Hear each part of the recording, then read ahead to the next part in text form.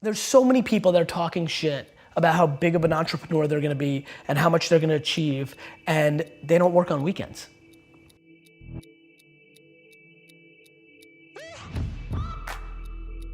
You know, I worked every Saturday of my 20s. And I talk to 20-year-old entrepreneurs every single day. Lately, I've been saying to them, this Saturday, you're gonna have more time off than I've had in my entire 20s on a Saturday. So before you tell me how you're gonna be bigger than me, start thinking about what you're actually doing. Right.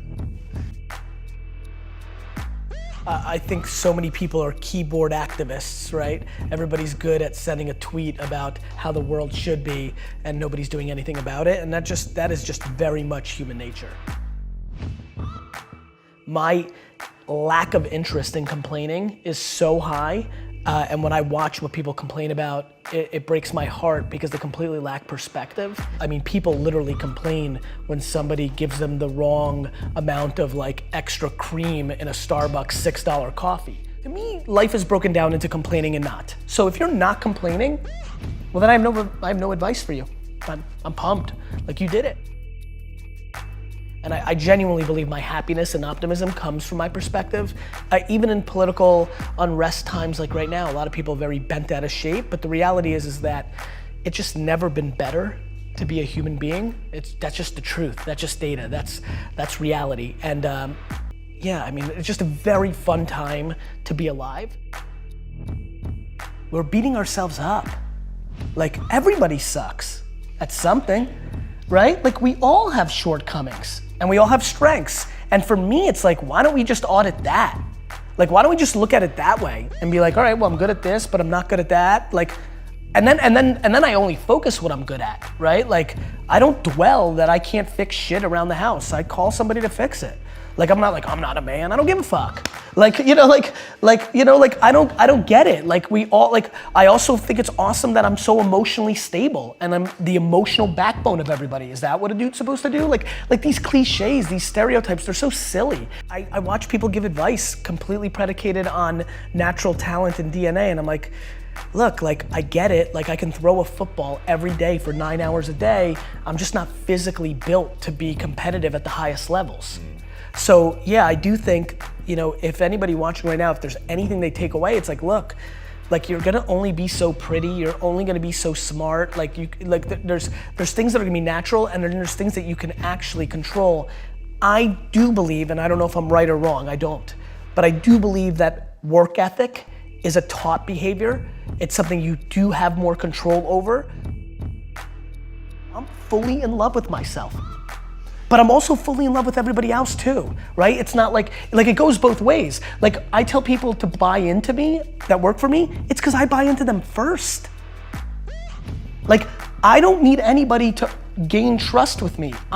It's there. I believe that the human race is so grossly underrated. We are good. Of course we have some bad, there's fucking 7 billion of us. But when you look at our net score, it's bonkers shit. Do you know how much damage we could be doing to each other on an hourly basis and we don't? We're still here. We won. We're the alpha being and we've figured out how to stay together. This is insane when you think about it. And yet everybody wants to dwell on somebody said something mean. I have friends who make $42,000 a year, work 9 to 4, kind of, with an hour and a half lunch and 45 minutes of YouTube and 10 minutes of bullshitting and an hour of complete wasted time in a meeting. So they're kind of working 6, hours a week, right? But they're pumped. Right. And they text me, these are high school friends, and they'll text me how happy they are to be the coach of their kids' baseball team. And that's amazing. That seems very obvious to me. That's right.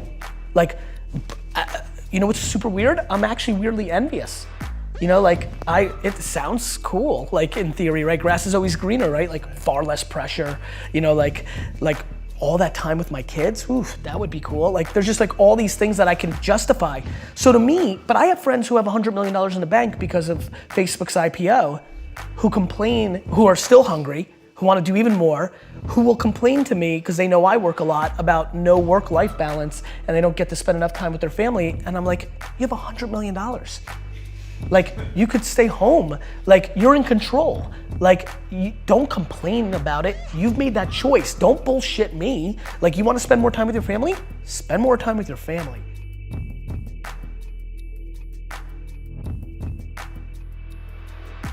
So one of my favorite Gary Vee answers was when asked what you would do if your daughter, when she turns 14, goes into her room and is filming all her videos and nobody likes it, and she comes out and says, nobody in this world loves me, and your answer was, step your fucking game up, I believe is the answer. Tell us about that.